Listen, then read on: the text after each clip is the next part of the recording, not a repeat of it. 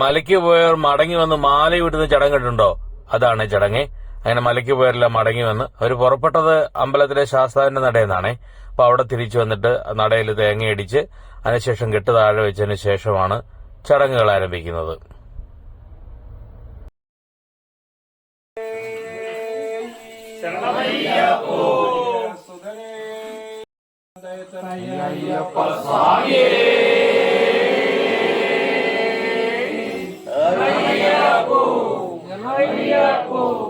അങ്ങനെ കെട്ടെല്ലാം പൂജിച്ച് തിരിച്ച് അയ്യപ്പന്റെ നടയിൽ വന്നിട്ട് അവർ പതുക്കെ മാല ഊരി മടങ്ങിപ്പോകും. ചിലർ വീട്ടിൽ ചെന്നാലും മാല ഊരാറുണ്ടേ.